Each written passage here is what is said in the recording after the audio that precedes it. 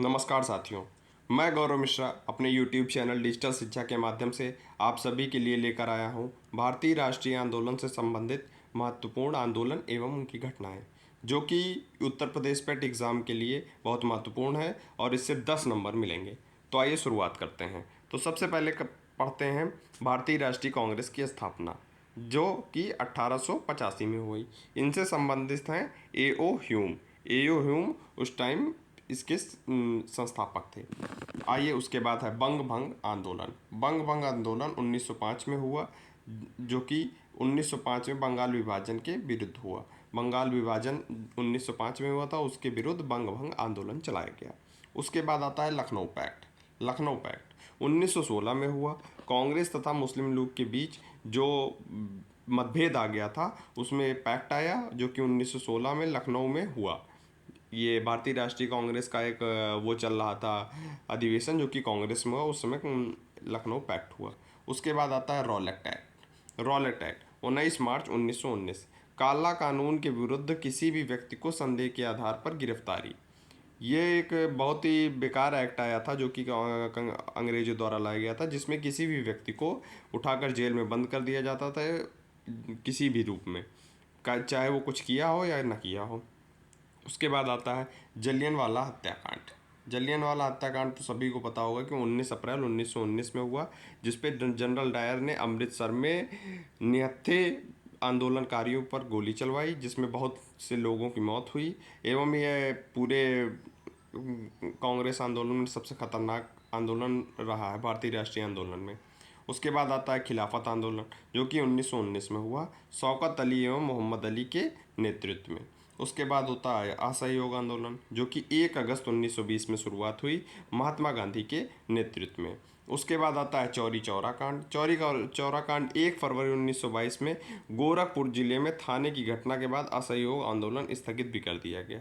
चौरी चौरा जो कांड हुआ था, उसमें आंदोलनकारियों ने थाने में आग लगा दी थी और कई पुलिसकर्मी जिसमें जल गए थे और उनकी मौत हो गई थी। उसके बाद महात्मा गांधी ने असहयोग आंदोलन जो चलाया था 1 अगस्त को, वो बंद कर दिया था। उसके बाद आता है स्वराज पार्टी की स्थापना। स्वराज पार्टी की स्थापना मोतीलाल नेहरू ने की थी 1 जनवरी 1923 को।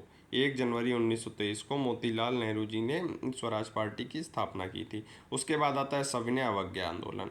6 अप्रैल 1930 महात्मा गांधी के द्वारा सविनय अवज्ञा आंदोलन चलाया गया था। उसके बाद सबसे इम्पोर्टेंट है पाकिस्तान की मांग। पाकिस्तान की मांग 24 मार्च 1940 मुस्लिम लीग द्वारा की गई थी। मोहम्मद अली जिन्ना द्वारा पाकिस्तान की मांग 24 मार्च 1940 में की गई थी। उसके बाद आया था भारत छोड़ो प्रस्ताव। भारत छोड़ो प्रस्ताव 1942 में महात्मा गांधी द्वारा लाया गया, जिसमें अंग्रेज़ों को भारत छोड़ने पर मजबूर कर दिया था। उसके बाद अंग्रेज़ों द्वारा कैबिनेट मिशन आया, वो 24 मार्च 1942 में भारतीय स्वतंत्रता अधिनियम भी, जिसे हम जानते हैं, इसी के तहत भारत में कैबिनेट बना और उसके बाद हमारा संविधान बना। उसके बाद आते हैं प्रमुख और घटनाएं पढ़ लेते हैं। 1857 के विद्रोह के प्रमुख केंद्र।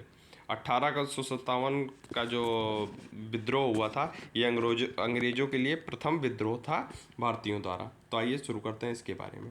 तो सबसे पहला केंद्र इसका कानपुर था, जो कि नाना साहब और तात्या तोपे ने चलाया था, और विद्रोह को दबाने वाले ब्रिटिश नेतृत्वकर्ता थे कैपेबल इसको दबाने वाले ब्रिटिश नेतृत्वकर्ता थे।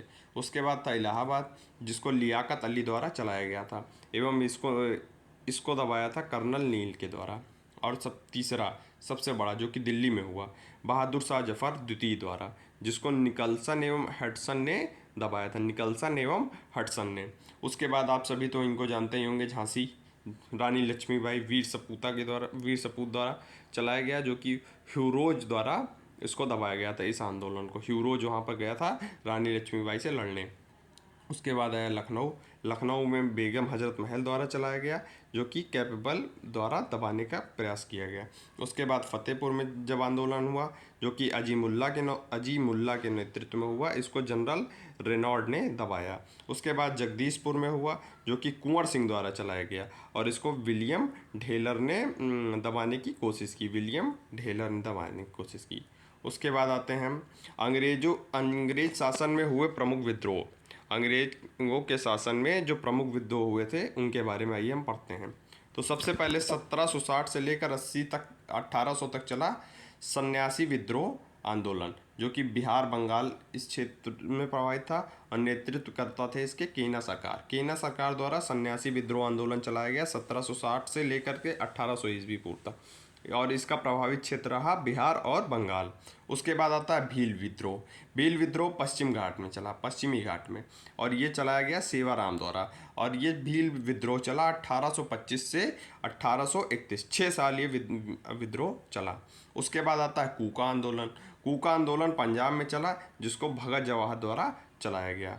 उसके बाद चला पागलपंथी विद्रोह, जो कि असम में चला, और इसको चलाया टीपू ने। पागलपंथी विद्रोह 1825 से 1827 के बीच चला। उसके बाद आता है मुंडा विद्रोह, जो कि बिहार झारखंड में चला, और ये बिरसा मुंडा द्वारा चलाया गया। 1899 से 1900 ईस्वी तक मुंडा विद्रोह चला।